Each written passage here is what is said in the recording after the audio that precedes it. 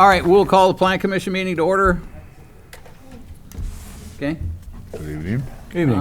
Everybody, Pat, how you doing? Everybody have a chance to take a look at the minutes? I will move to approve. I'll second. Motion second to approve. Any discussion? All those in favor? Aye. Opposed? Minutes are approved. So discussion and possible action on Resolution 17-21 to approve the Hudson 2040 Comprehensive Plan and forward a recommendation of approval to the Common Council.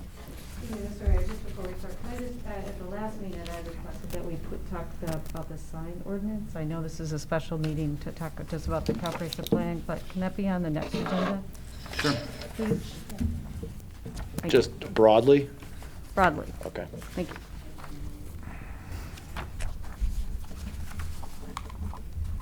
Okay, Thank you. you're welcome. Thank you. Who's going to start? Tiffany, Mike, I can. Randy?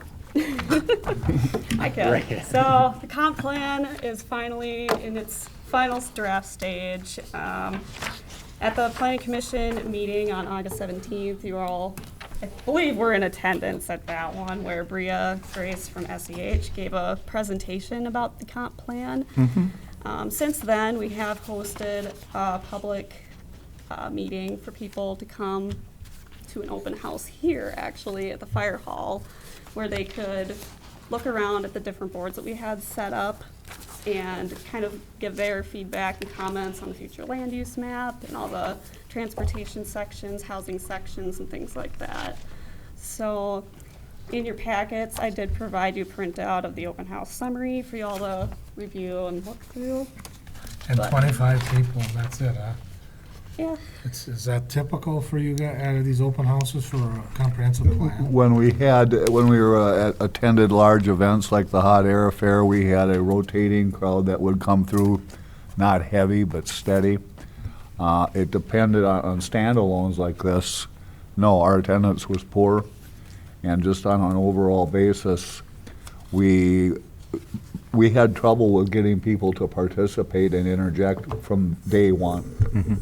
I mean, it was pulling teeth to get people to come and say something to us. I mean, truly, and we reached out in every way we humanly possible thought could by incorporating this POCO and taking on some different methods that we've never used before to try to increase the participation in this entire process. So people need to know that great efforts were made. However, looking at some of these numbers and stuff, you're going to look at it and say, gee, what happened? It almost seemed like there was more participation 10 years ago, but I don't know if that was the case. I can't remember. We talked about that at the last meeting. I think, as I understand it, and as I look through the materials, here's their draft. This isn't final. Oh, right. And now we'll flesh out the skeleton as we go through areas in this, and then that'll come together to be what is presented for the final, and then that would be voted on by us and then forwarded to the council, or would there be a public, any more public hearings? There will be a public hearing for this in particular at the council meeting. It's planned for October 18th, which we're requesting Plan Commission attend as well, so that you can all be a part of that discussion too. But be that as it may, although this is a resolution, we don't need to act on it tonight. Well, may I comment on something too? It's just, Yeah. people also have to remember, you know, having been through this process before, as Mary Claire has, and I have. Pat, this is a living document. It's subject to ongoing change. It's nothing carved in stone that if you say it can't be altered, changed, amended. Hey, conditions change, something's different now than it was last year. The ability is there to either call it fix things, change things, alter things on an ongoing basis. And I see it as it gives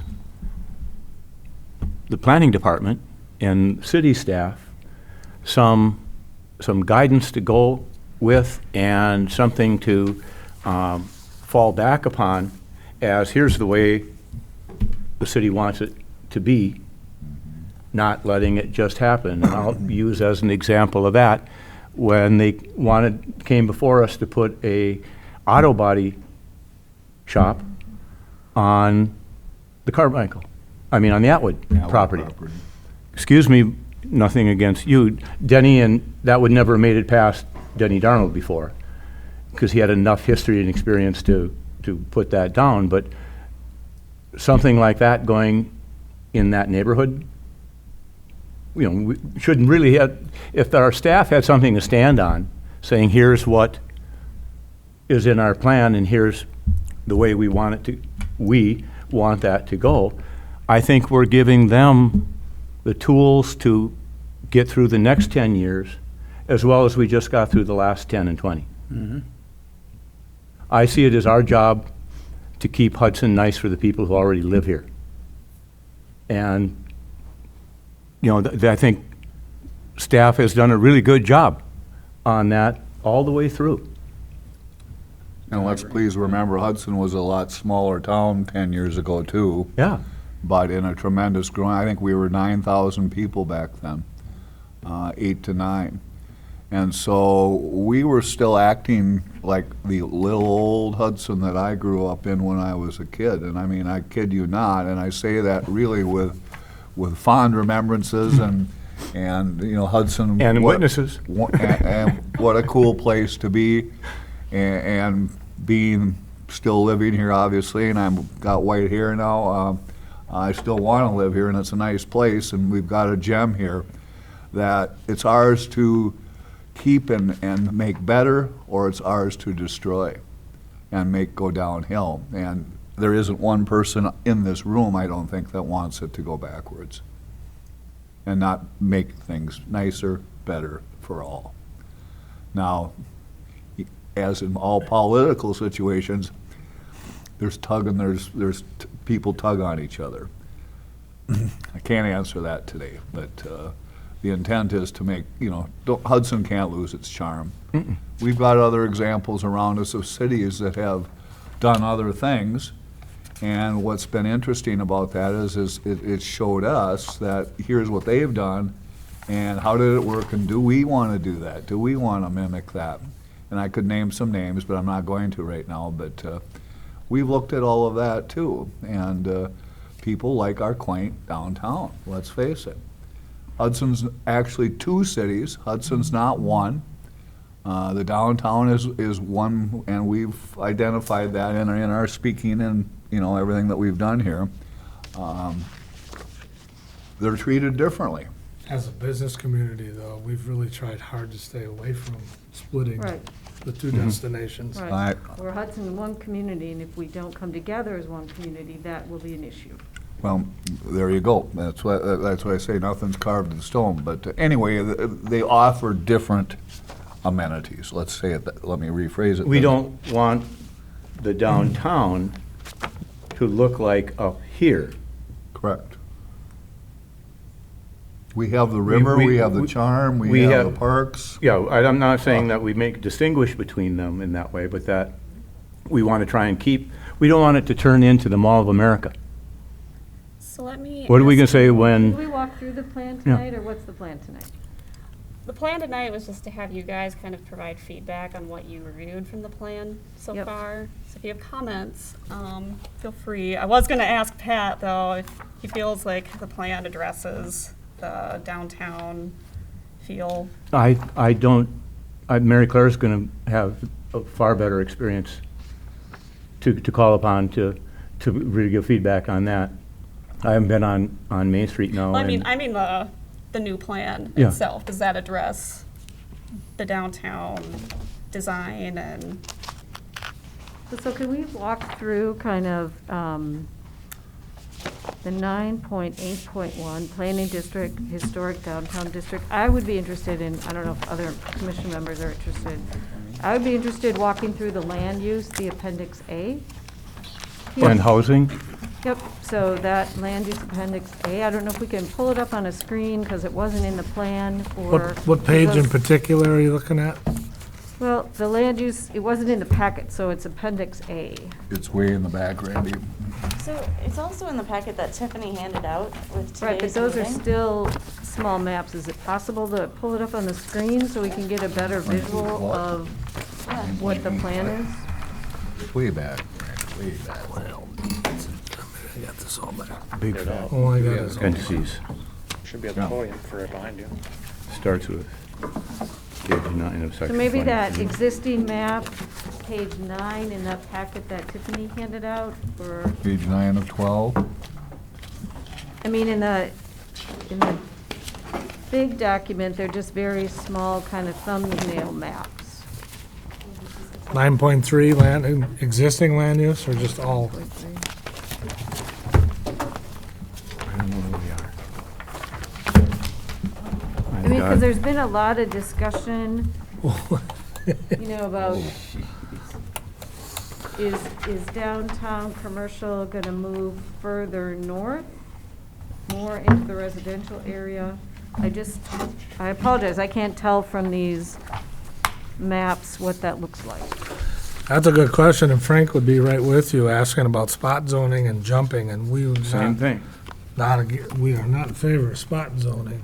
I really think we should go through section by section.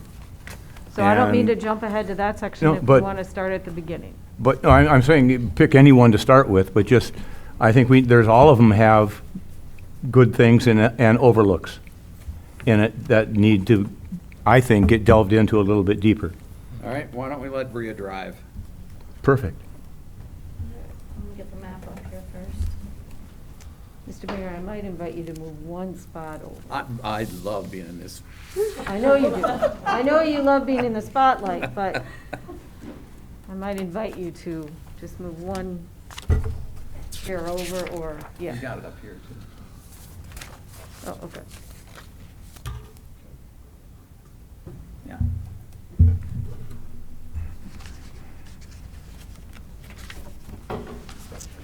You're back in the corner back there. I'll come up there. I think my mouse will connect, but I just gotta get the documents pulled up. Oh, okay.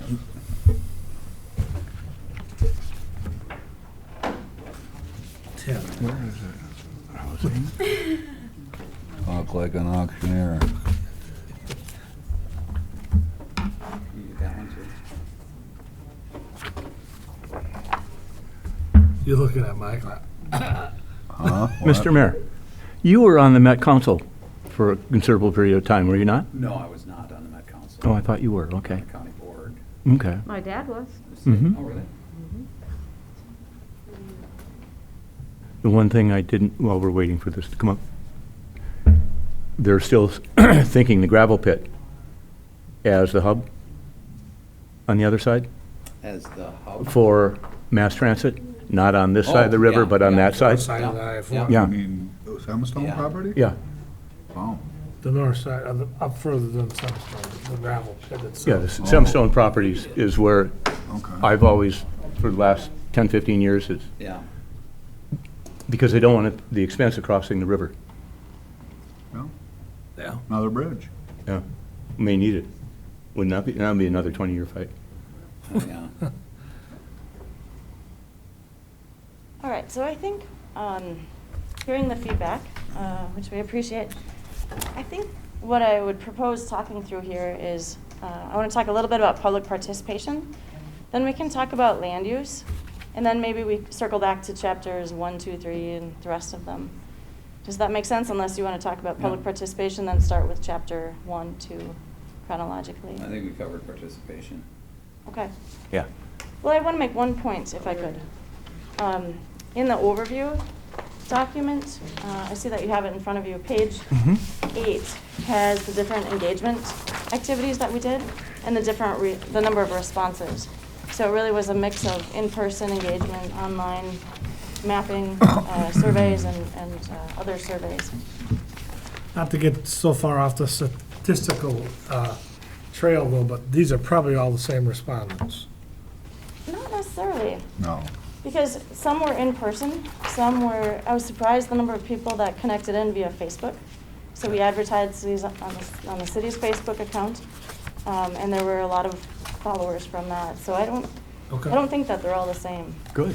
So there's What more page there are you than on? I had thought. Well, we had boards up at these public meetings too, where people were putting Post-its and stuff on boards. So we had a lot, I agree with you, there's a lot of different, that was assembled information.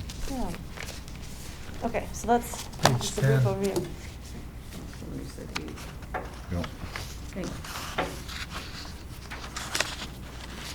right, and so then, jumping to the land use map, the map that I'm showing you is the map that is in the packet this evening. Okay.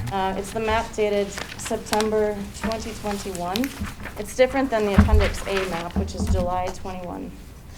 So You- which packet, this Where's packet or that? this one? Back? The packet The packet for today's meeting.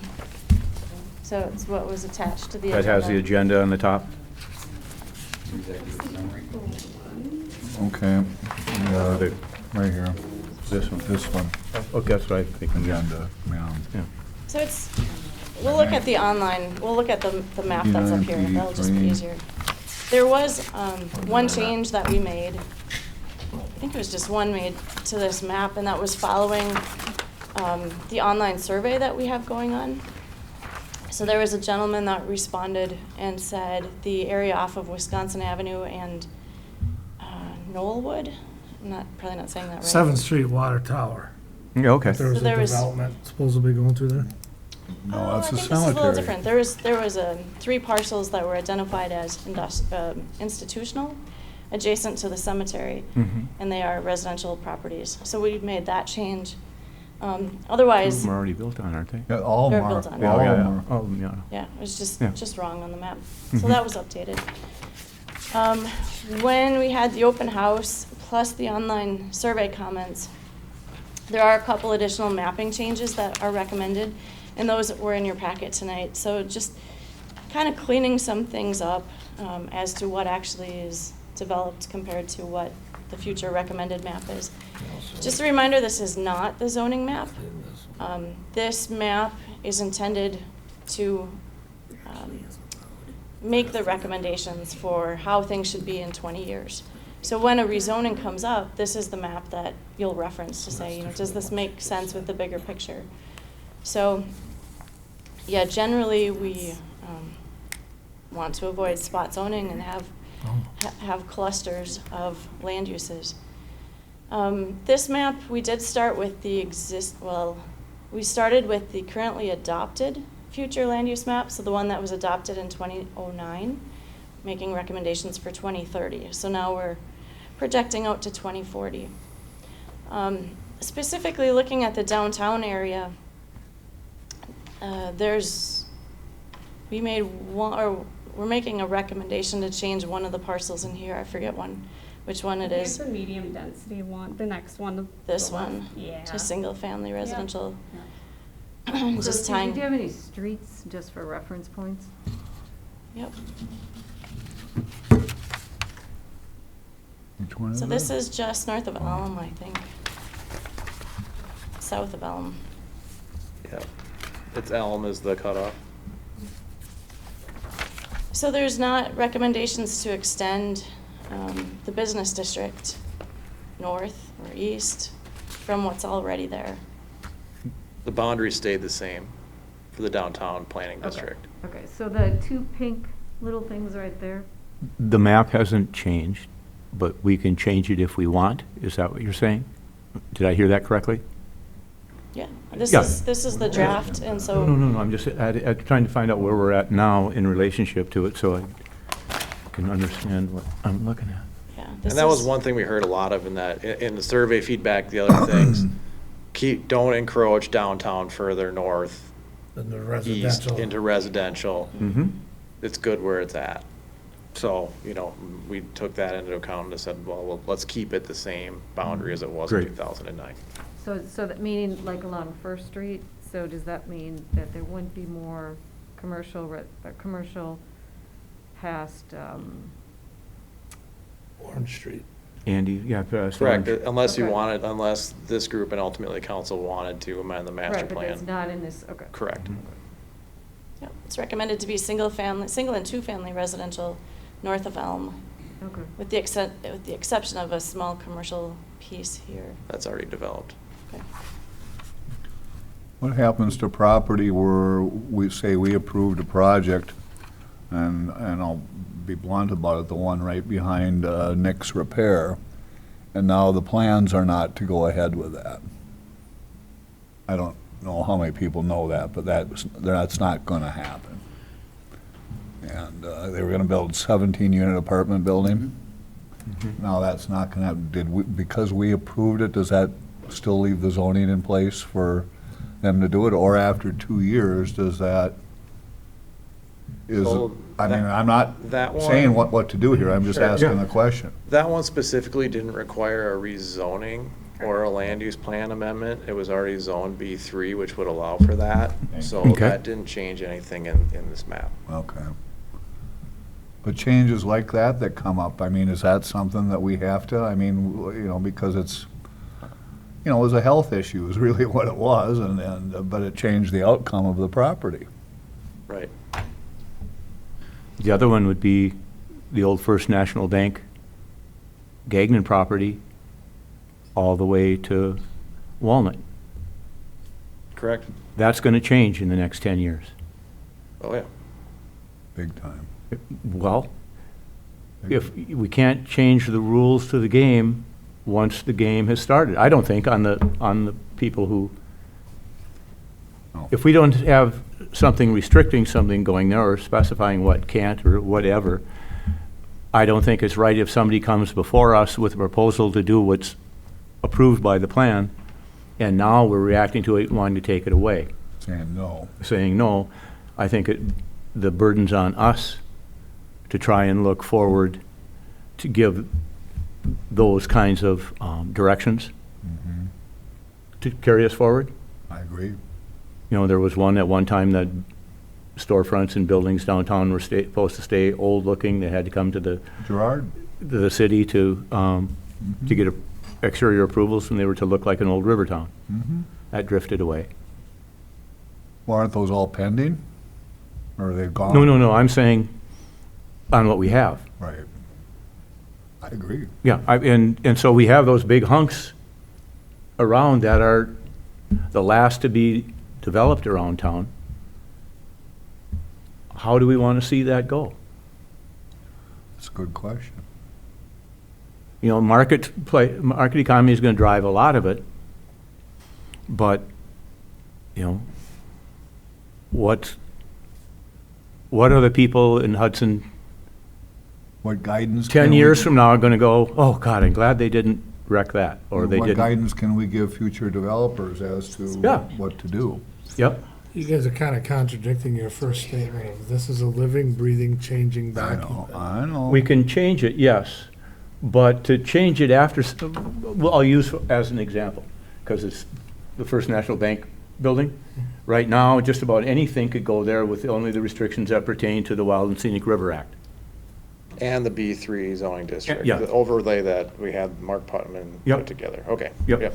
So if somebody comes forward with a project that meets those criteria, but we don't like it, it's not what we're looking for to take place downtown and fitting with everything else that we have going, You mean it's an auto repair store where we don't want one? yeah. But I had to use that as an Yeah. example. That's exact. yeah. So, do we want to, in our plan, give some direction? Mike, how can we help you guys? Is my comment making any sense? It does, in that I feel like a lot of that was addressed in the overlay. Okay. It's how this body and ultimately, again, the council decides they want to interpret some of the overlay, the B3 architectural standards, whether it be old brick or is it amending the code to say modern is no longer an acceptable use or architectural style in our downtown overlay? I think that's probably a text amendment that would make some sense, or guidance within this plan to say, we don't, and again, that's gotta be if this group wants to have it that way. I'm not gonna get into the weeds on how you wanna go through architectural style and Yeah. design standards, but, maybe this plan, and I can't, again, I've looked at this enough times, but, maybe its recommendation is that the city, should update its architectural standards to provide for historic downtown, not modern downtown. I agree with I that. agree. Because people, we've seen what people have done to kind of wiggle around things and do different things, and we have to close those loopholes if we want to maintain.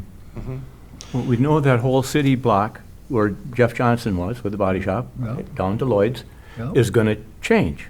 It's not going to be like it is, and that's going to be bothersome to some and great for others. Then you got that other big hunk, the First National Bank and Gagnon properties, I know, that by their very scale huge. can totally change or alter the way the downtown looks. And, And functions and And, everything, you know. parking, all kinds of things. well, just think if Calder Corporation had gone in over on Crestview. That got us the Scenic River Act, So, fighting that. how old was First National Bank? How long had they been there? How old is that Oldest building? bank in the Ninth Federal How Reserve. old is that building? Oh, that's new. Oh, that's new, that's, 74? yeah. So, I mean, that doesn't look like anything like No. historic downtown. No, No. That was the old How'd they lumberyard. get that by? no, the downtown was dying at that time. Plaza 94 was getting built and everything was gonna happen up here and Yeah. nobody wanted to be downtown. Whole You know, different set of and when T&O circumstances. Plastics got torn down on the corner there, that's when people got more concerned about, oh, what's gonna go on? But there would be an example. If somebody comes forward with a complex on that big parcel that's very modern looking instead of old river, you know, how do we want to steer things to look? And I look at it, I'm going to be dead and gone, but I want to give our planning department all the tools that we can to guide us forward, like, you know, between your department and the mayors that we've been fortunate enough to have, we've got the kind of town we got. I think, yes, I agree, but I think we're talking about the design review needs to get Yeah. back into place. But we don't want to hamper commerce either. No. It's not our right to. No, right, we have to be clear about that. Mm-hmm. But I think I hit the. Yeah, if it's covered, the if you top have what you idea. need, So we'll incorporate that into the planning district 1 recommendations. I think that makes sense. If historic is important, you know, and how we define that will be in the details, but ultimately, this document will enable us and give us the justification for the B3 code updates that would need to happen for the architectural stuff. Well, the other thing that, since we're on that downtown and talking that subject, you know, we've got basically 3 big blocks of property left downtown, and the bank's one of them. And we know the other 2, and there's talk of a parking ramp. I know they're batting it back and forth between Wells Fargo and the fire hall site. We should give a priority of which site we would prefer, I think, at some point in time to give, in the form of guidance. Can't say that it'd fly or anything like that, you know, somebody could come up with a very nice idea for either one, but which one serves the downtown the best and hampers the least, you know, we don't lose what I call sight lines, and there's convenience and a bunch of other things, and in my mind, it's the fire hall property, because Liberty Hill's behind it, you're not blocking anybody. The bank site is a tough one, in my mind. I would agree. So anyway, I mean, I'm just thinking the city should throw their card on the table, say, hey, if we have our druthers, this is where we want this thing. well, and it gives the city the opportunity to work with whoever does the block across the street, I mean, adjacent to it, across the alley, where Johnson's used to be and the bars we were talking about. That whole thing could be But who's efficient for, Right. more efficient for both parties. They're gonna have to have parking, we're gonna need parking downtown. It's gonna, you know, it gives it more, I think, more opportunities to, That's a sideline, it's just, I think we should point out. you know, which one we would prefer. Which one we would prefer, because then that would dictate the type of development too, I think. Mm-hmm. So were there any land uses changes from the old plan to this plan that came out of the Something discussion? I just don't know. Overall, yes, there were some. Okay, I don't what- have them What were those? pulled out. It's above my pay grade. We'd have to compare map to map. Do you have Are there something certain particular? areas that you? Well, I mean, wanna look I at? asked about kind of the downtown, if that was gonna stay kind of the same, that, Downtown did. commercial, but I mean, so I'm just curious as to where, other land use changes are being recommended in this plan. Probably more along Carmichael. In that area, there are recommended changes. South of town? All along, right, or? I mean, I think that's a big North end. component for a lot of people about, And potentially east of town, Mary Claire. If you remember out by the theater and stuff like that, Mayo coming in and that, and I guess I struggle with that whole eastern block from Vine going south, going east, how that someday won't be under a lot of pressure to develop. Well, and then we've got, as you go out there, you run into the school property. What's that, 120? Roughly. We talk about affordable housing and land costs being what they are. I mean, we're getting away from downtown, but I'm hoping that we can equip you, the planning department, with the tools you need to deal with some of those things that are hitting us too. Let me interject with that, Mike, and maybe answer it. You can't tell a developer that you want affordable housing. It's what they're willing to pay for. No, Right. that's That's their money. not true. There are programs, there's ways of doing it that lower the cost of the dirt, that can make it profitable. Ultimately, the developer has that choice. Here's where I think to kind of touch on both of these points. I look at how far we have future land uses projected outside of current city limits compared to the 2009 plan. It's the same.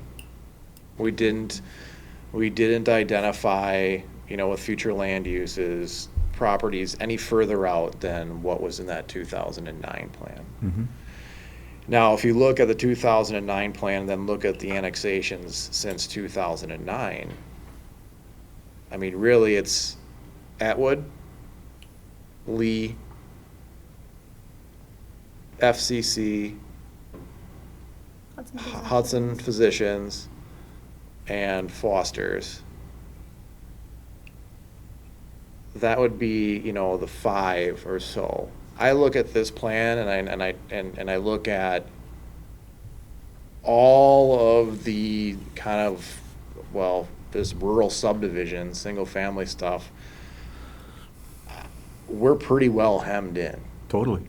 I would also say that our ability to absorb or grow into the areas that are currently identified in the plan but not currently annexed, I see probably 10 years at least, just knowing how these processes go and knowing how difficult, use Atwoods for example, right? That took some time. It took a couple years to get done. Lee, same thing.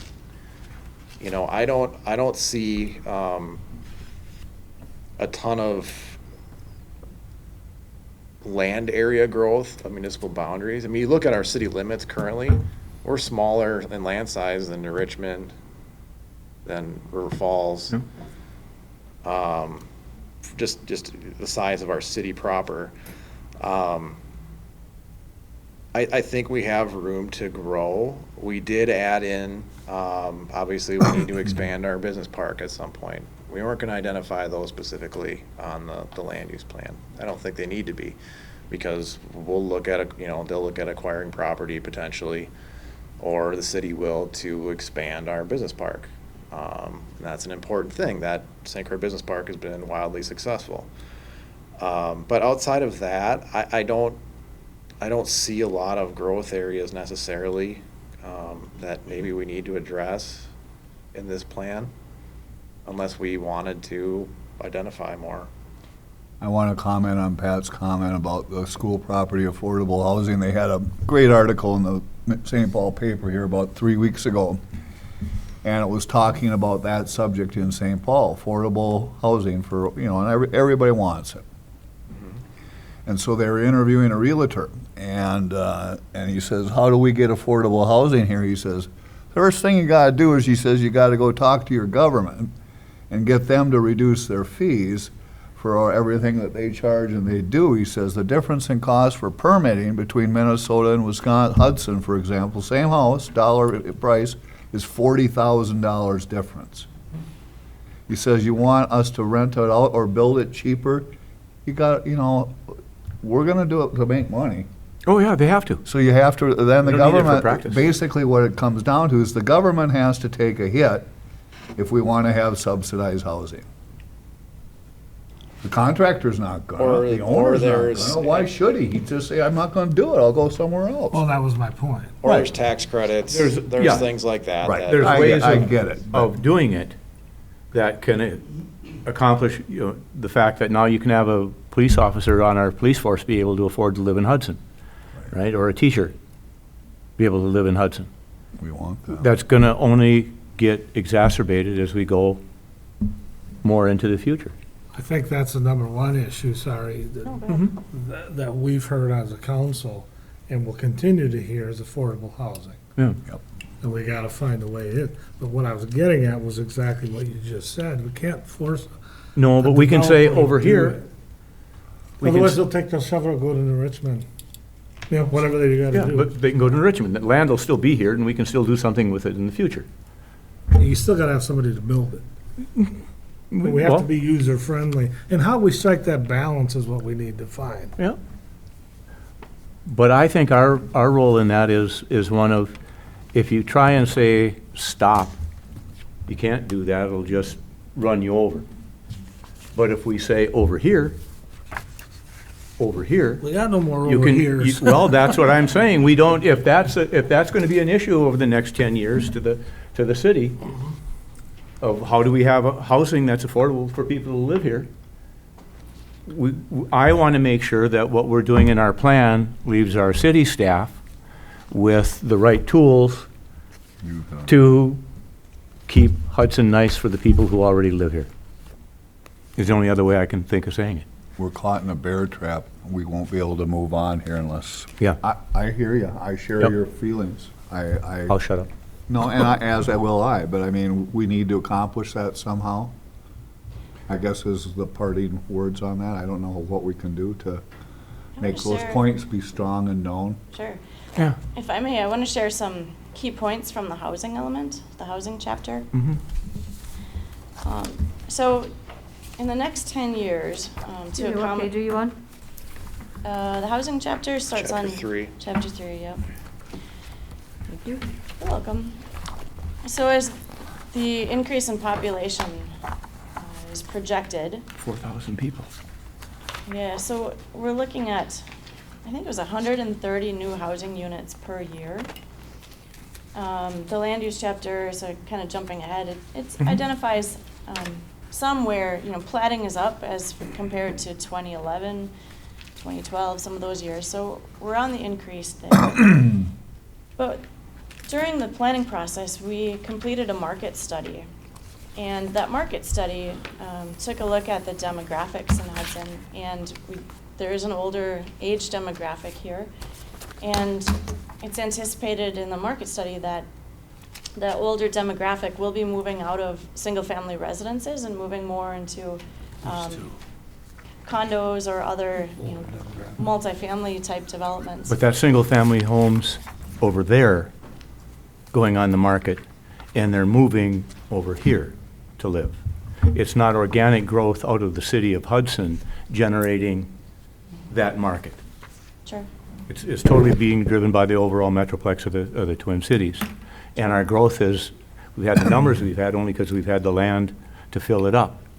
But looking at the data, the density per acre has also increased in Hudson in the last 10 years. And so Mhm. that's a trend that could continue, is that you have more density per area.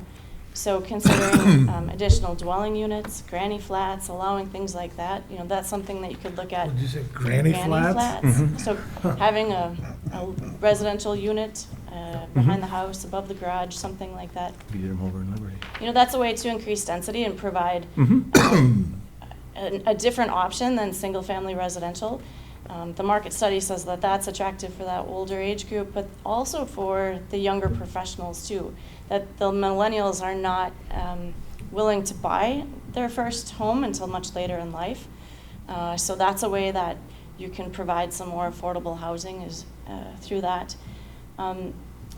Looking at the land use map and comparing the acreages, this proposed land use map does increase the amount of area for single-family and multifamily residential just by 2% each.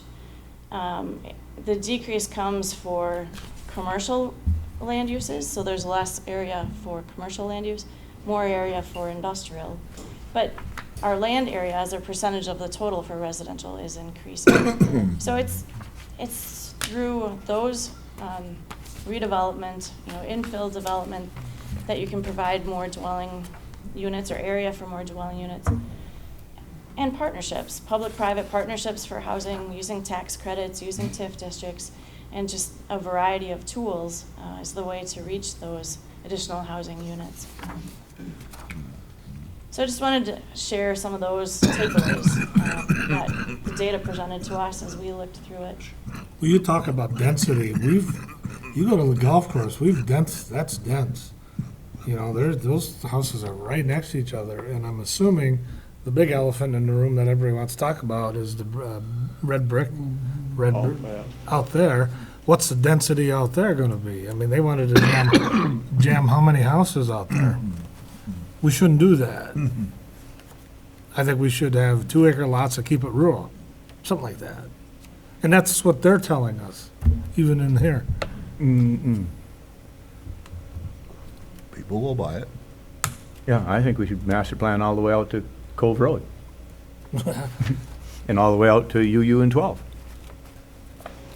Because that's So in all the, Hudson. all I'm getting at is to give some idea to the people who are gonna look over here and say they wanna do a type of project, that they have some idea up front of how the city wants to see it go. And I go back to, as long as you have the tools you need in your department, I don't care what kind of skill saws you buy. Seriously. Why would we want the dense, as you've always been profound of saying, there's zero net value in building houses. Single families. Those would be single-family 2-acre lots out there, would probably keep the rural feel. You definitely keep a rural feel, but you increase the cost of service to those homes when you Yeah. increase their acreage.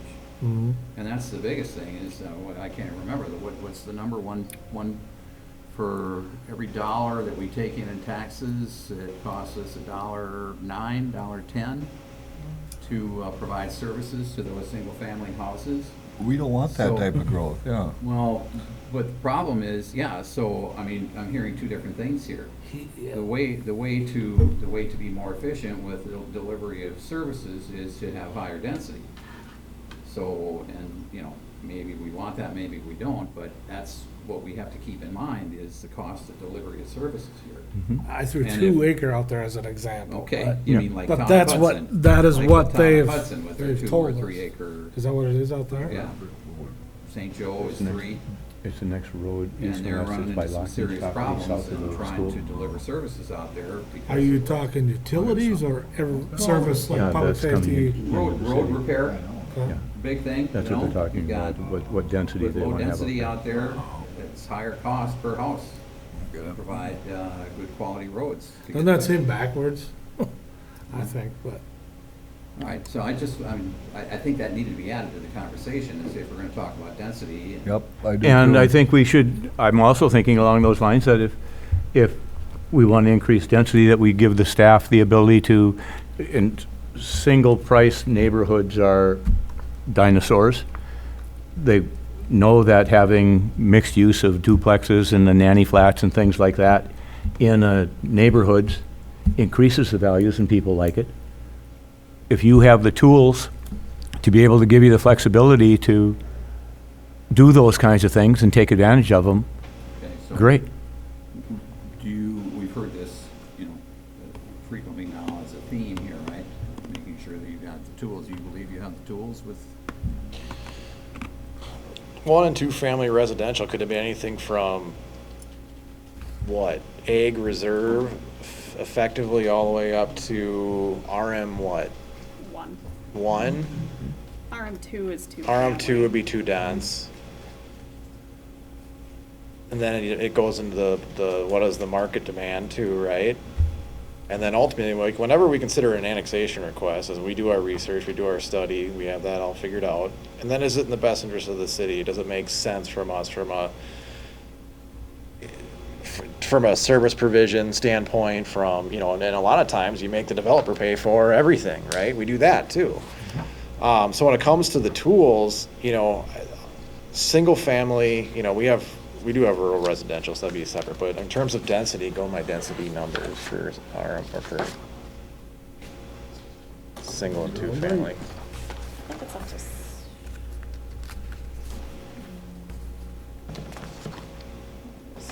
single and 2 family is 1 to 6 dwelling units per acre? Yep, so it gives you everything from 1 to 6 dwelling units per acre.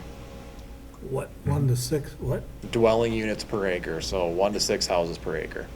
Anywhere in that range. So, 1 to 6 houses per acre? right. Well, you think a normal city lot's probably a little less than a third of an acre. As I say, that seems like Quarter you're of an acre. jamming. Acre? Quarter acre, yeah. You're jamming some houses in that small acre. I have an acre lot just under Right. in the city, so that, You got a big lot. Well, Right. Randy's. but that seems like you were really jamming them in there. Well, you know.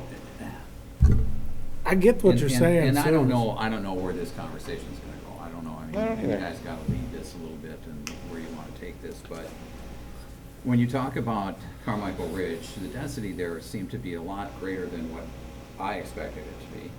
And you're nodding your head, you were a council member when they were going through this, so it's obviously higher. It looks density. different than on a piece of Sure, paper. but at the same time, there was a need for that type of housing and for that type of density, and we know it's retired people more than, you know, especially in the estate-looking homes, not the multi-level homes, but, and, you know, for an aging population and for people that wanna come here that are older and they're downsizing, I mean, they were sold, man, oh man, I mean, they went fast, right? Sure.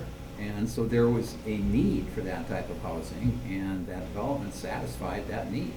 Those houses, single level went a lot faster than the double level. Yeah. Multiple level.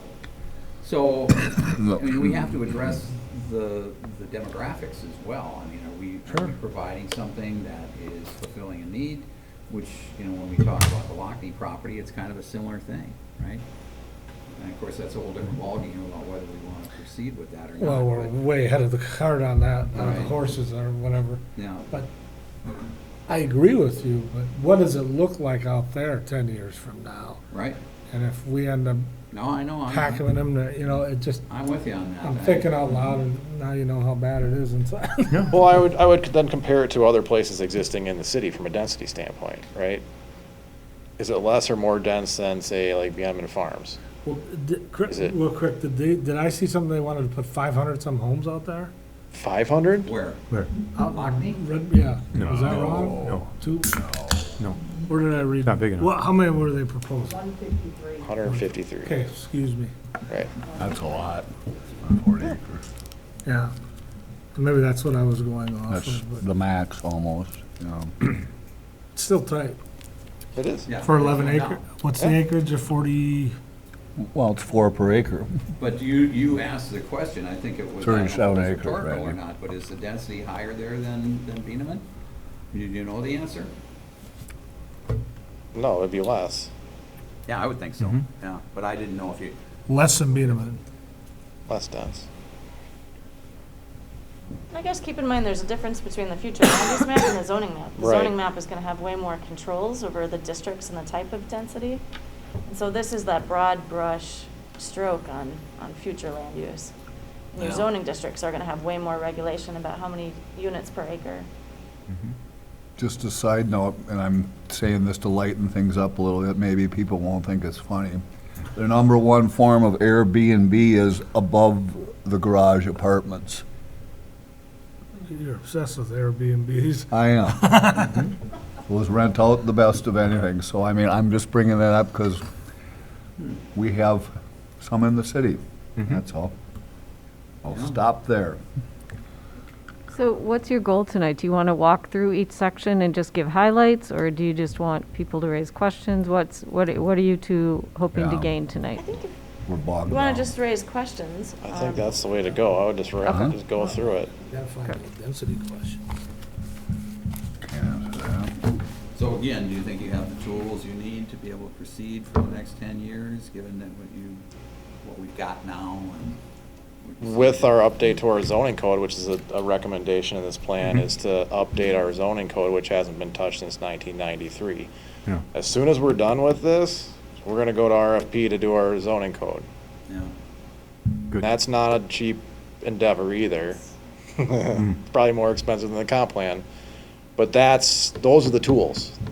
Those are your really detailed tools on how you address many of the, if not all, these questions that you've posed. Well, I'll get you the answer if you want. And Yeah.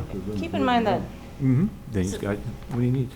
this is our best estimate on the future land use map, and as you get into the zoning districts, the zoning update, it's not rare that you're going to find parcels that need to be rezoned. And then you might say, well, we should change this on the land use map. You can come back and change the land use map. And we had. Yeah. We have. Yeah, we do.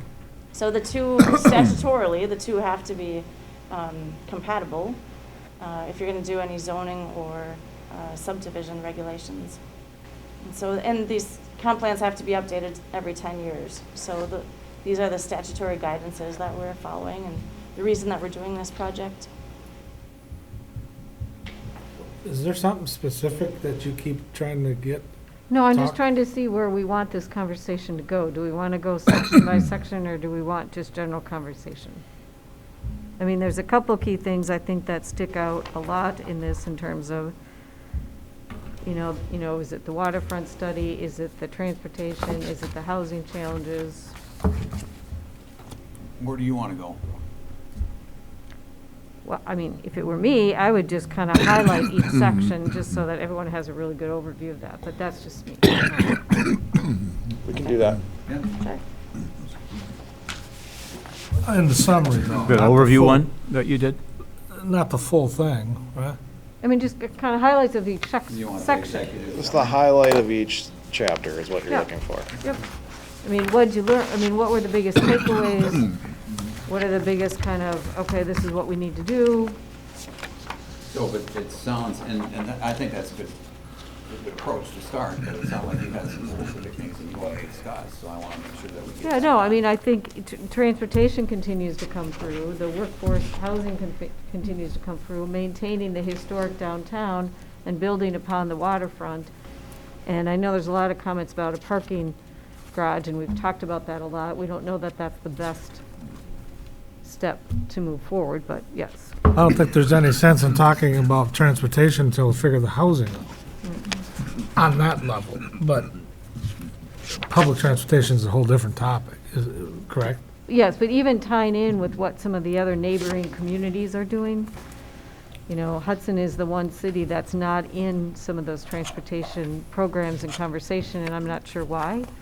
But it continues to come through in this study, transportation, if you don't have a car, you can't get to your job or you can't get to your doctor's appointment.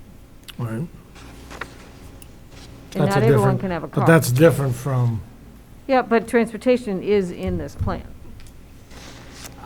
yeah, but it's a separate issue than planning for it, for a plan commission, or for a comprehensive plan. No, it's in there. Let's start with the introduction. Are we all good with the introduction?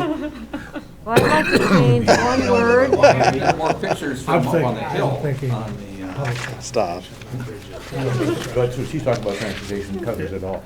So, and then I think the kind of the net that you're trying to catch is the issues and opportunities element. Bria, do you want to kind of walk through kind of the themes that we kept hearing throughout our public engagement Yeah, and the opportunities that we see? sure. Just tell us. So page 1 in the issues and opportunities element, We put together some, take this off, you can probably hear me better. We put together some core community values based on the public feedback that we got. So we have 5 community values that are bulleted there. We maintain welcoming, safe, and friendly neighborhoods. Take pride in our benevolence and stewardship of Hudson. We protect our region's natural features, including the St. Croix River. Our schools and preserving a quality school system are important to our community. We value our local businesses and the charm of our downtown district. Maintaining safe and welcoming and well-connected roadways, sidewalks, and bicycle networks is important to us. I mean, I think that really covers the themes that we heard from the public engagement. And so with those values in mind, we put together a vision statement for what Hudson would look like in 2040. So I'm not going to read through that, but it's there, emphasizing strong local economy. One on the right book. I think, so those are probably the key takeaways from the public engagement. Okay. This chapter also identifies population, demographic changes. Page 13 has population projections up until 2040. And these are projections from the Wisconsin Department of Administration, and found that those are typically a little more accurate than the Census Bureau. The 2020 census data number did come out. It's 14,755. The projection was this 15,650. So if anything, these projections are conservative. Big one. So that's good. I guess I'd rather be conservative than not with the projections. The age distribution is on page 14. And then there's other demographic information about household size. We're seeing household size decrease over the last 10 years. We have labor force information, employment by industry information in here. We have household and per capita income listed and charted out. And school district information. The other interesting piece is just the growth in equalized value. So there are some charts on page 27 and 28. So you can see how the last just 5 years, the equalized value in Hudson has really increased by $600,000. Page 28 breaks it out by type. Just went up 20%. So we're seeing steady growth with residential values, a jump in 2018 with commercial valuation, a jump in 2019 with manufacturing, real estate valuation. And I think the interesting thing in here too, and talking about like the schools and the vision statement, the school districts had declining enrollment in 6 of the 8 last years. Yep. You know, just kind of the demographics, look at our population pyramid, things like that. Just an interesting tidbit that I've learned. Especially with the recent building projects. Yeah, that you have we've done. building, you have houses coming in, but then you have declining enrollment. Well, and it's who's This buying is those changing. houses. Now it's Yep. empty nesters coming in Yep. versus young families, because young families can It afford to live proves here. that that's, yeah, what we're getting, so. Yeah. So I think the last piece I want to tie into on this chapter is page 29. So it shows the real estate classes as a percentage of the total equalized valuation. And it goes back to cost of services. You know, providing services for residential land use is expensive. And so it's important for communities to balance their residential growth with commercial, which requires less services, and industrial, which requires even less. Even less, thank you. So you want to see an increase in manufacturing valuation or industrial valuation, because it provides additional tax revenue for you to work with without the additional services. So it's important to balance those. Some people Any are questions recognizing on this manufacturers section? more. No, I think that's good. we're undervalued then, right?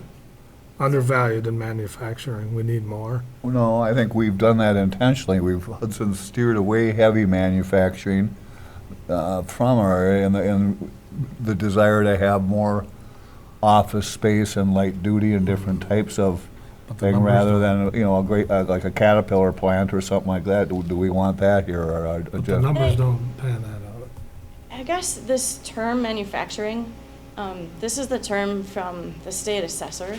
So that does include industrial land uses. It's just Oh. how it's, so it's light industrial and, West Industries, But still, only 2 and West 4%. Industries, all those kinds of Okay, places. yeah. of total valuation, yeah. Yep. And so this ties into the land use section where I mentioned previously that the percentage of land use available for industrial is increasing. And so that just, as industrial is growing, that number shows that, but then this future land use map designates more area for industrial uses, which will help from a taxing standpoint. And jobs and those things, economic development. Can I ask just another question? What is the city's coordination with our township neighbors? We'll get to that in a separate chapter. Oh, okay, thank you. Well, I mean, I meant that on a positive note, thinking No, that. and we dedicated- Are we communicating enough? Yep, we dedicated a whole chapter And are to. we working together and all that kind of fun stuff? Excuse me. We'll keep you in suspense if that's okay. Yeah. Good, I like that. So chapter 3 is the housing element. Previously, I did touch on some of those highlights from this chapter, how we're projected to increase, what is the number? Just a little over 2,000 households in the next 10 years.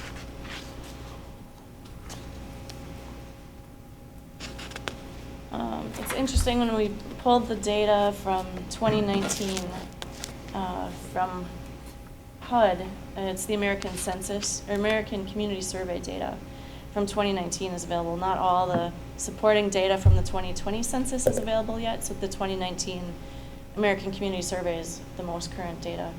But it showed that there is a little more vacancy in household units in Hudson as compared to HUD's optimal housing vacancy of 3%. So it's decreased, but that's a number that I'd like to see in the future, but it just shows that there's maybe more housing units available and vacant than average. Question Interesting that. statistic. I'd But question, based on yeah. reality, I'd question that. And that was 2 years ago though, too. So Yeah, that's true. That's the most current data we have. Yeah, And she- that's a lot that's changed since then. We're in a spike right now. Yep. It'll cool off.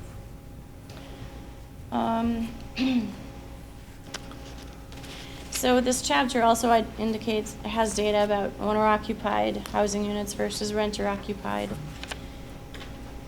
So currently, Hudson has about 61% owner-occupied housing, 39% renter-occupied housing. Oh. Most of the housing was built, what is the year?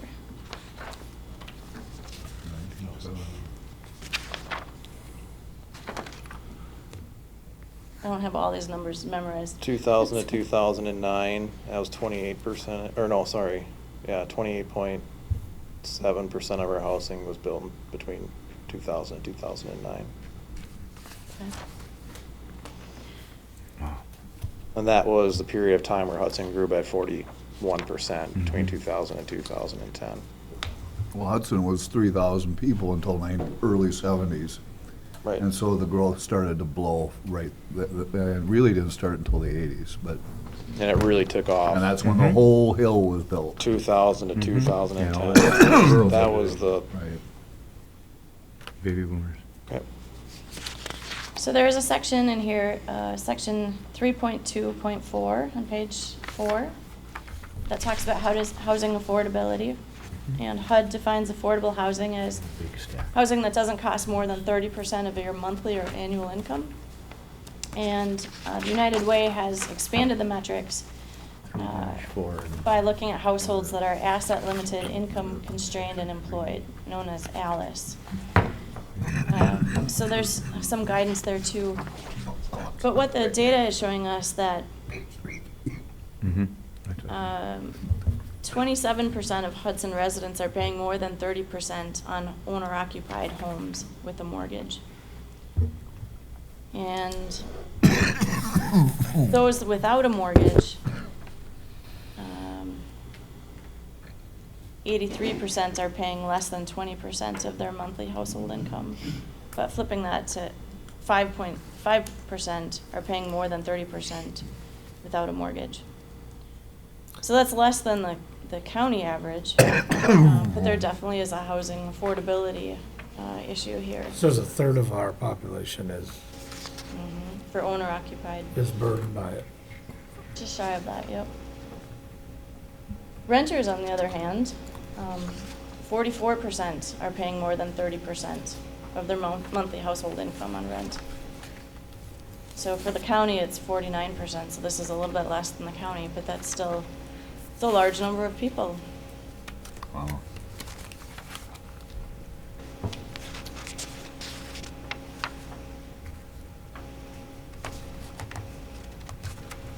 So let's see, in here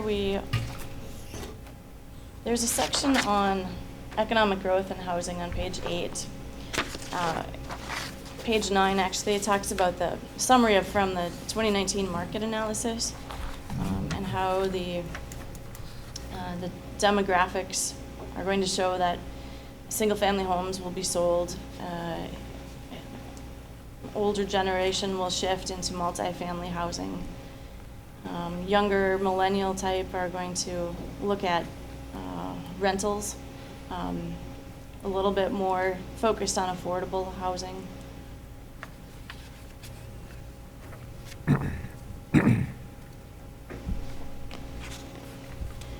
The next section talks about workforce housing. And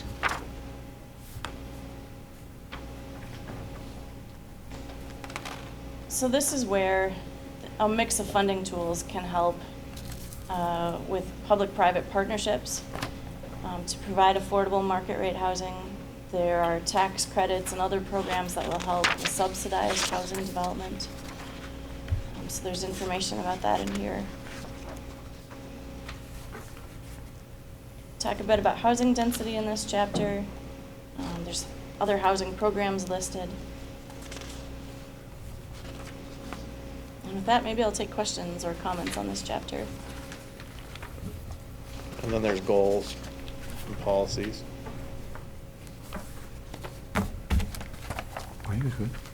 So how do we implement, I mean, these are pretty lofty goals, which I appreciate, because, we like to strive and overachieve, but I mean, accommodate workforce housing so that residents can work and reside in close proximity. I mean, this has been a conversation since I've lived in this community since 1996. I mean, how do we make progress on this? I think your review of the zoning ordinance will help. Okay. Looking at where density is allowed. Mm-hmm. Are there areas like along this road where infill development can happen that's mixed use, commercial and residential, and improve the corridor? Does the zoning code allow for that? I think that's the next level of conversation that needs to be had. We've talked about that some already. Here's the zoning. Yeah. Yeah. Yep. Yeah. Is what are your current tools going to allow? I mean, and if you want more housing downtown, we know, you need the foot traffic to support the restaurants and the retail, but I mean, we used to have a grocery store downtown, but, we don't have that now. So, but if we want to, and people want to increase, there are some new developments happening downtown. We're only gonna have one bank. How do you make some of those things happen? So looking at that, the zoning districts, the overlay, I think that's important. I mean, what are the incentives, as we talked about earlier, about investors and developers? sold his Because I know a Bentley. building downtown John Huss just sold his Bentley. was sold again to an investor, and, because it's a This guy's good, dad's old Rolls Royce too. Really? Cool. Yeah. good opportunity for the investor now in terms of the market, so, but that investor's just gonna keep it as it is, but it could be an opportunity to improve that building or make it something different, but, where are the incentives for folks like that to, it goes back to those architectural standards that we used to have a stronger hold on in terms of how we want the downtown to look like and so forth, but I think that, I like these goals, they're aggressive, they're lofty goals, but, we gotta sometime, at some point, start making progress on them. Well, if I hear what you're saying, now we have to have our zoning match these goals. That's why we go into that next then. These are those goals, and then that's how we bring it about through zoning.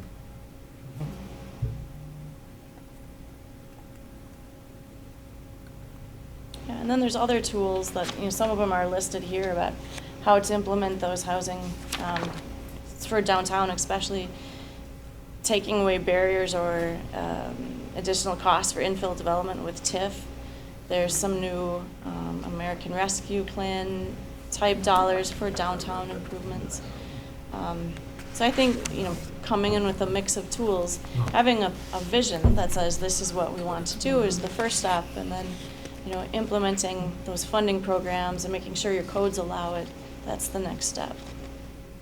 And I think revisiting the vision for this group on a regular basis is not a bad idea as ideas and projects are brought forward, just kind of like, is this staying within the vision that we set? Mm-hmm. Some communities set an annual planning commission meeting to review the comprehensive plan. It's a great idea. So that's something that could be done too in the future. Mike's loving it. Always do. But a lot of the stuff we've done, and then a project comes forward and it just Yep. blows up Right, because I know. it changes that everybody, Right. And what I really want to drive home in this conversation is that this is not going to be a silver bullet that's going to somehow, No. and Right. I think oftentimes people are like, well, if we do the plan, it's going to, these arguments or these disagreements about what should or shouldn't be, that half people feel one way and half people feel the other way. I like this, I don't like it, it doesn't fit in. It's difficult, but we've got it to district downtown to encourage redevelopment of these projects. Our code is a little bit restrictive from a density standpoint. These are issues that we know, but I think there are also policies that were established because we didn't want projects to happen in the past. Maybe, That's true. maybe not. Oh, yeah. No, that's true. Those years Jack said no. Okay, I was here too, but yeah, right. I have one other comment or question, I don't know how I should phrase this, is Rhea keeps referring to, tax income, when you want this, you do this, you do this. Those things aren't just something you go pick off the tree, is it? I mean, or go into the Christmas bag and close your eyes, okay, we'll do this way. I mean, I think there needs to be some clarity on those. If you want to do this, here's what it requires. I mean, I don't know if I know the answer to that. What does it require to qualify for that? And you're basically offering reduced costing to some contractor, I presume, for building low-income housing or whatever it may be. And then how easy is it to get those things to pass them on to people? I mean, and who pays for it? So regarding tax incremental financing Well, specifically? I don't know, you used that term and then you used another, I think another one. Tax credits. Tax credit, Oh, yeah. thank you.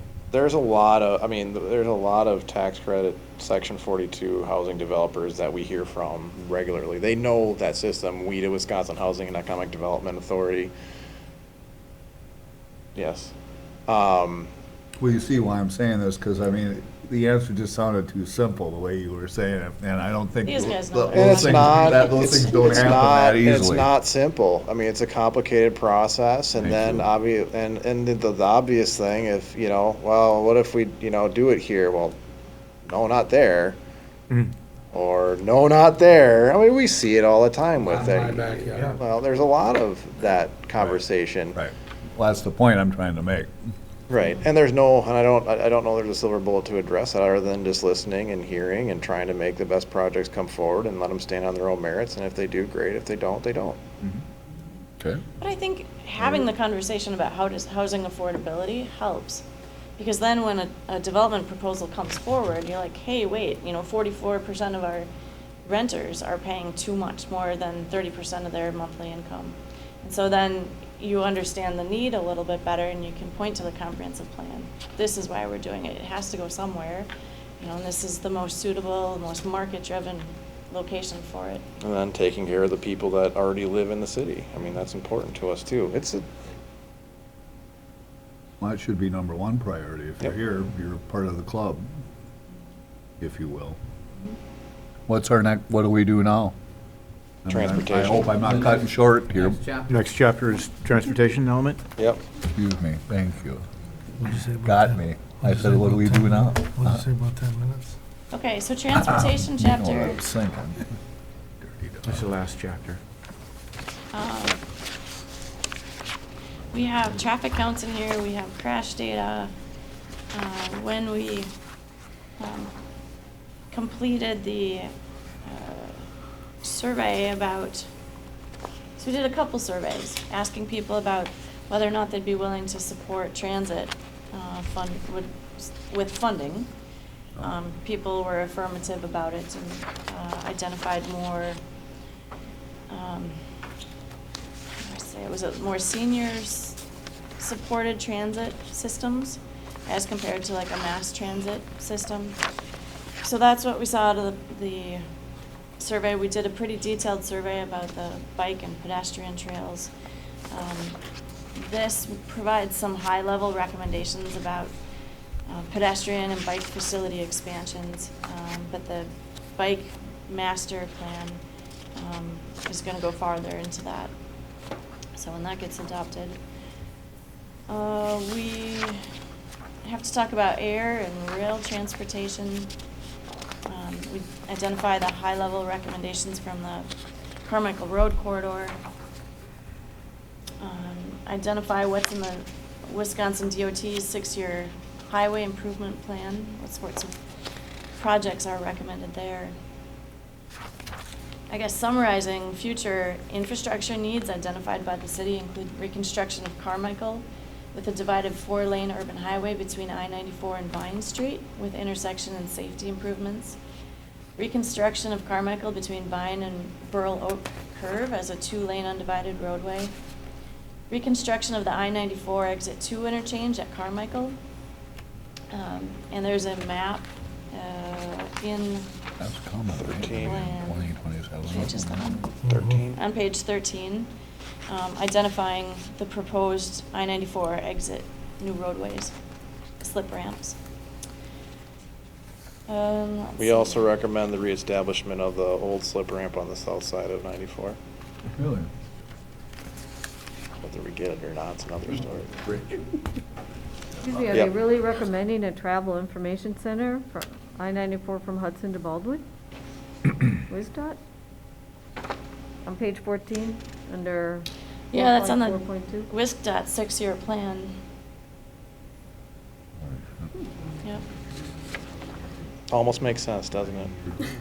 Almost. I'm not sure why it's not in Hudson, the gateway to Wisconsin. Right.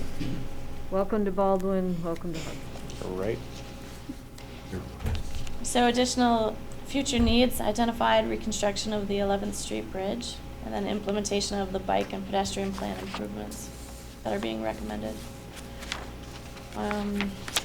There's some funding programs identified in the plan, as well as transportation goals and objectives. So any questions or comments on that?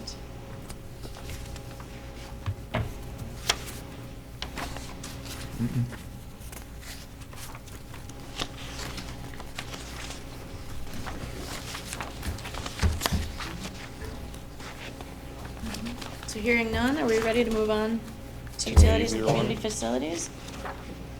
Okay. So this chapter, we talk about the water and sanitary sewer distribution and collection systems. All sorts of details there. Stormwater management.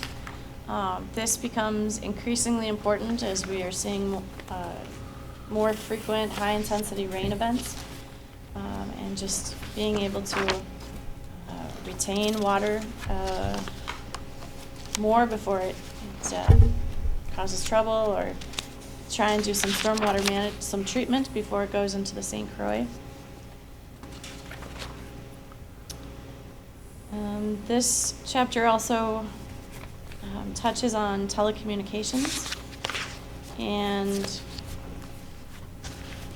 the types of improvements in community right-of-ways that we anticipate carriers will be requesting, placing things on community poles and such. The chapter, so I'm on page 14, talks about community facilities. So all of the city buildings, city hall, public works, fire department, police department, library. We have a section on the school district. Wisconsin statutes are pretty comprehensive about what's required in comprehensive plans. And so they have a list. All these things need to be addressed in a comprehensive plan. Page 17 looks at Hudson's waterfront and marina, and it references the vision plan that was adopted in 2018. And it identifies the key components of the plan. So supporting that vision, want to make sure that that is touched upon because that's a important thing, important draw to the downtown and just providing public access to the St. Croix. Parks and Recreation, this is not the detailed outdoor comprehensive recreation plan, but it touches on the parks and recreation facilities. The community survey did have lots of questions about existing parks, how often people use them, what sorts of improvements people want to see in parks, and so that's all in the appendices. But that was, I think some valuable information came out of that. Childcare facilities, those are listed, the licensed facilities at least. Assisted living facilities have been identified and listed, and places of worship and cemeteries. The chapter identifies potential funding sources and ultimately goals and policies, objectives for the utilities, the community facilities. So just a quick question on the wastewater treatment center. For years, that was always a barrier to development because we just didn't have the capacity. Is that, we're all good there? So that was part of the 2017 or 18 comprehensive sewer and water studies that were done. The capacity with the improvements that are happening right now, and then an ongoing maintenance program gives us capacity up to the year 2040 or a population of 25,000 people. Okay. Great, thank you. So we're good on capacity. Assuming we don't put in a giant brewery or cheese factory. Big water. I'm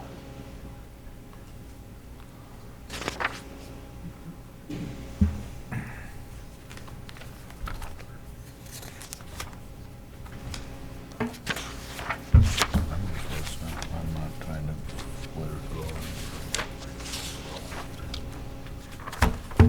Chapter 6.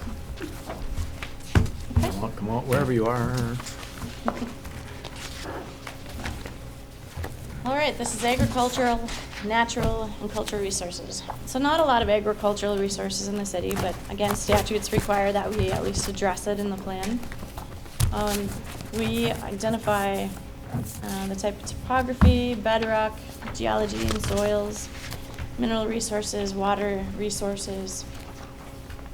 All that is identified here using DNR resources and other data sources along the way.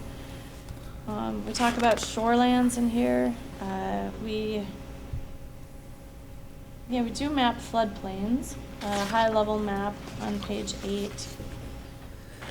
Let's see. Wetlands, steep slopes, rare and endangered species, and natural communities.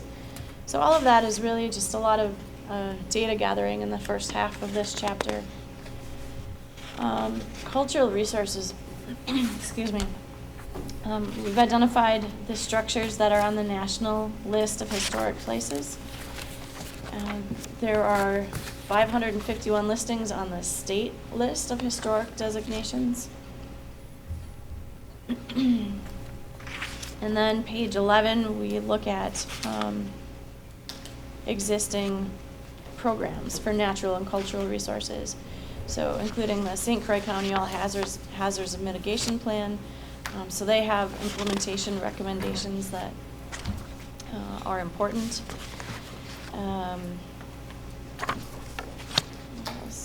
Assessment of future needs. I think I would highlight 3 projects. Continued shoreline stabilization along the St. Croix, designing stormwater ponds and infrastructure for larger rain events, and floodplain management. So those are key takeaways, I think, from this chapter. There's goals and objectives listed in the latter half of the chapter.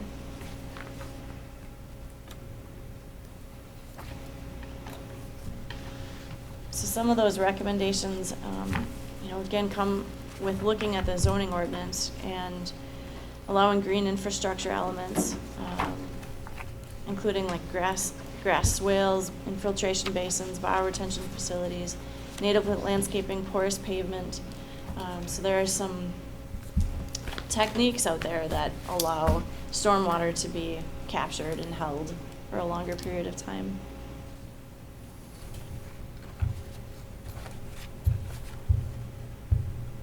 Another recommendation is just continuing to work with property owners on the availability of state and federal tax credits as it relates to historic properties. So that's a complicated program, but it really works well for helping to fund historic buildings. And so certainly looking at downtown.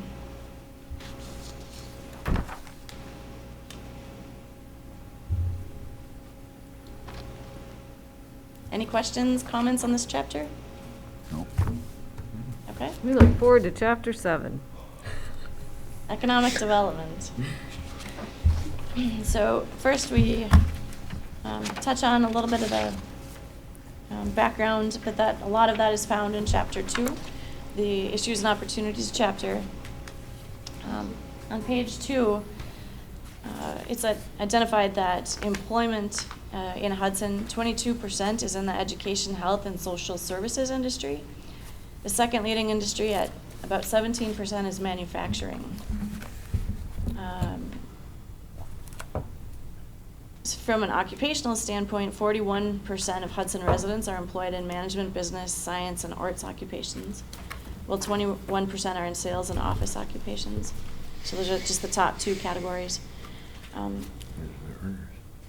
So opportunities, we've got some strengths, weaknesses, opportunities, and threats on page 2.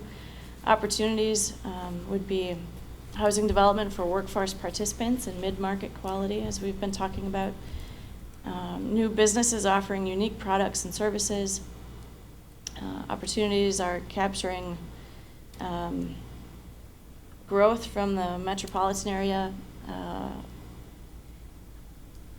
and our downtown, obviously, in the river corridor are opportunities. But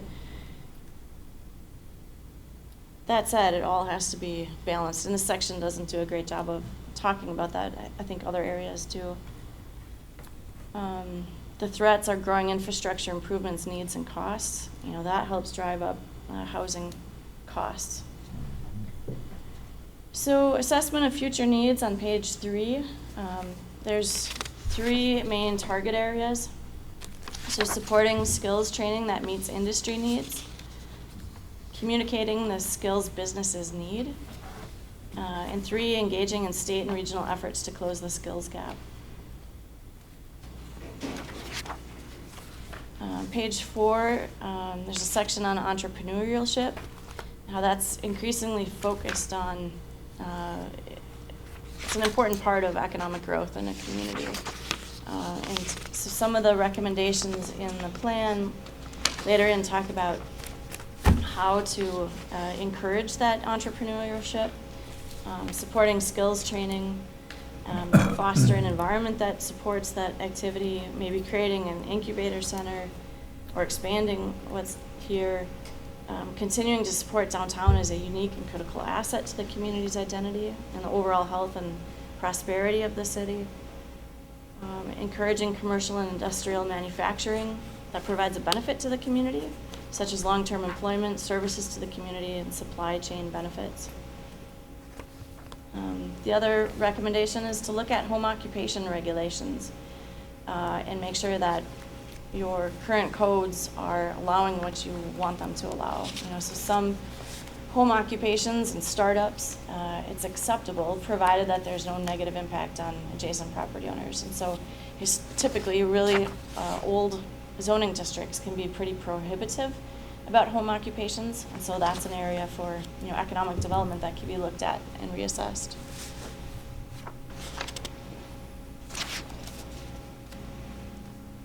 Anything I'm missing here, Mike? No, you're going, and then you go through different organizations that support economic development. So WIDA, like we talked about earlier, DOA, WDC, the regional planning commissions, St. Croix County Economic Development. I think it's pretty straightforward from an economic development strategy. We want it Now, intergovernmental cooperation element. Gee. How we work with our neighbors. Do you want to lead this one? Do I? Sure. Do we communicate with our neighbors? I don't know about work with them, but communicate on an ongoing, regular basis as to what's going on. So, yeah, so we do, there is an intergovernmental, Mayor, can you help me with the name of the group that gets together quarterly? I just got an email. Intergovernment agency. What's it called? Where we get together with all the neighboring jurisdictions. Just do we communicate? So generally, yes, we meet with them quarterly. If something comes up, we reach out, that would impact them. Like right now, obviously, Town of Troy, on Lockney stuff, on Town of Hudson, Stage Line Road with a attachment agreement. So yeah, no, we do We communicate. We have been communicating with them quite a bit, I guess. I mean, I can't speak for what, Carmichael Road corridor before I got with the here. Town of Hudson. We've got, EMS. Old issue, 35. Library issue. We just did those joint maintenance agreements for Carmichael and Old 35. Community Access Board, Water Utility Commission. Yeah. Library, yeah. So, I mean, we've got a lot of different areas where we interconnect, but I mean, there's ongoing communication for most of these issues. Right. I mean, we've had some pretty serious issues going. Well, you just never hear of that aspect of Yeah. city government, and that's why I really asked, because you don't hear about it. Well, I mean, Not to mention the school district, with the Yeah. Right. new sign. and you would hope that we would work with them, because, I mean, if you're buddies and you work with people, things go better than if you're not, and say, where you been? Yeah. So we outline all those agencies to, regional agencies, county, special purpose districts, boards, commissions, non-governmental organizations, so your corporations and your chambers of commerce and tourism bureaus, Momentum West, which would be our regional economic development agency,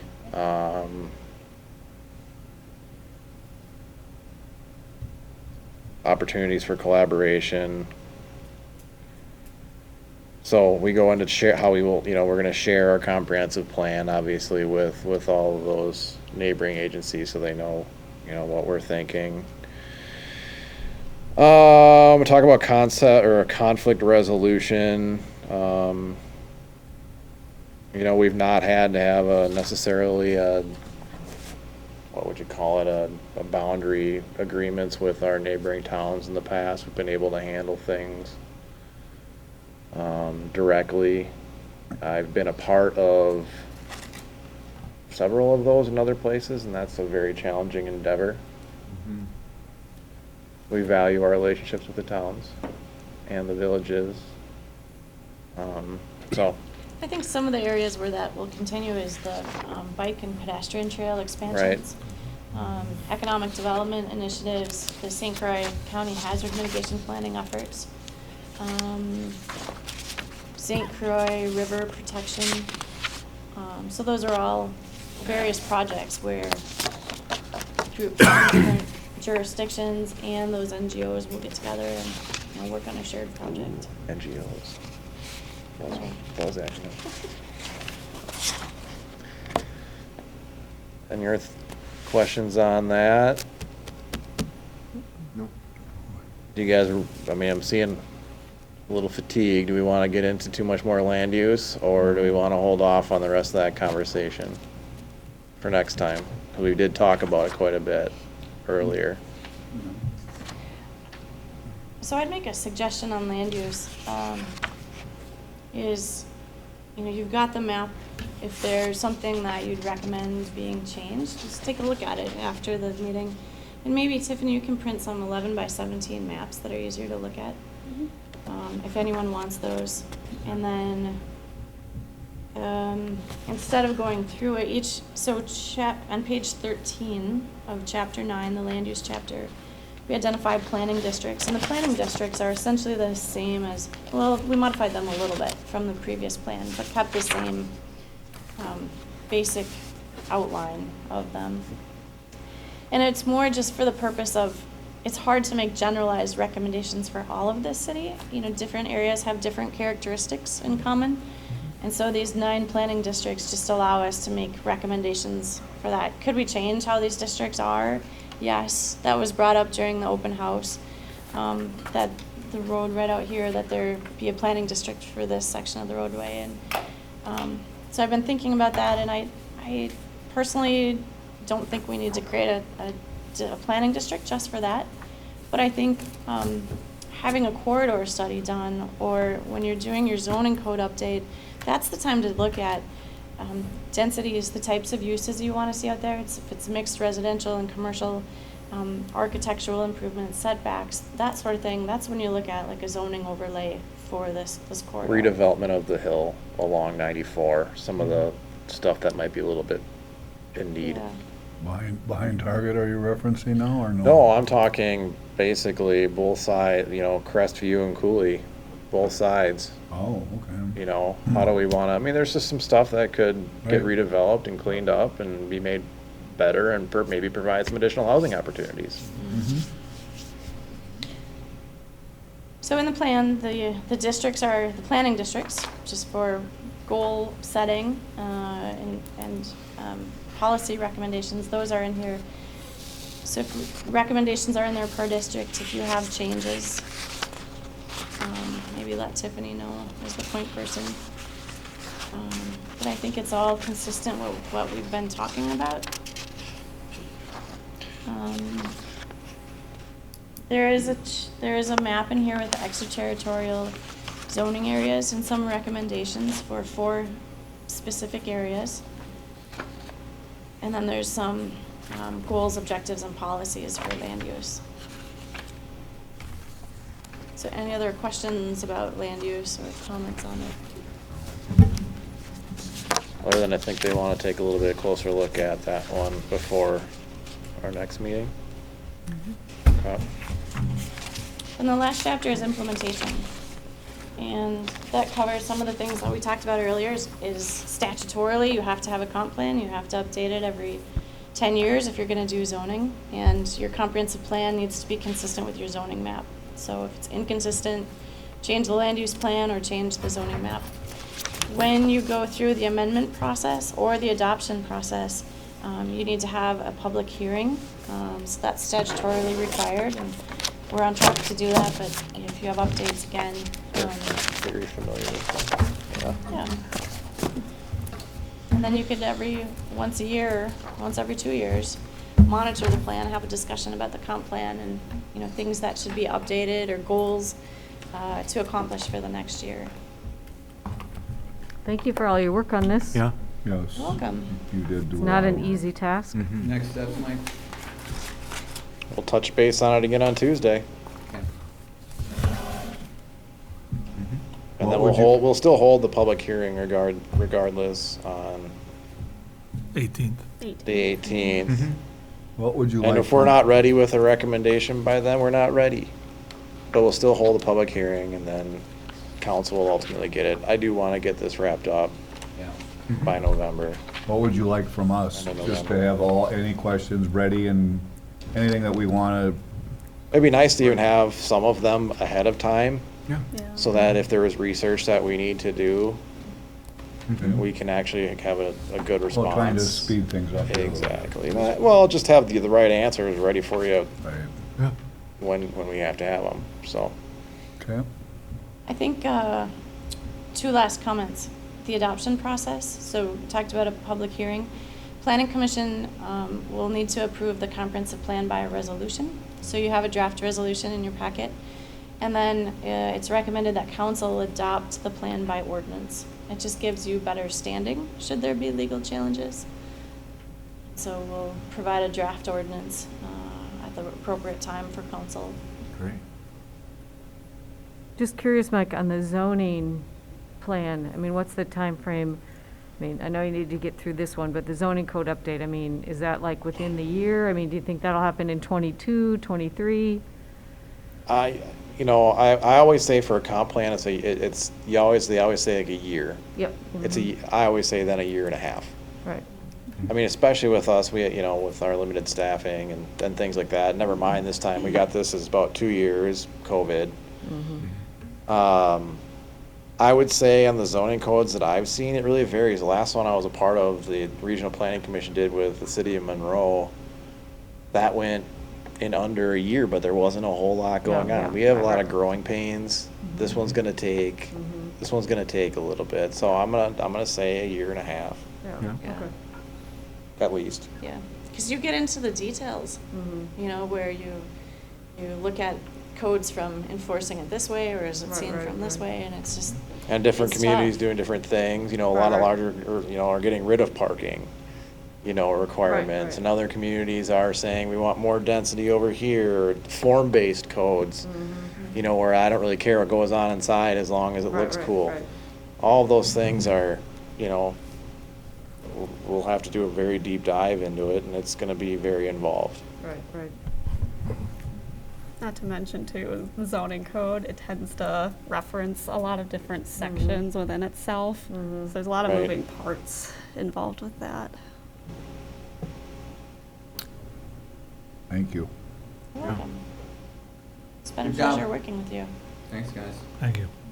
I move to adjourn if that's appropriate. Yeah. I'll second We're just, Motion is second to adjourn. All those in favor? it. Aye. Aye. Opposed? Motion's approved. We stand adjourned. Thank you, everybody, for being here tonight. Thank you, guys. Any questions you guys have, reach out to any one of us.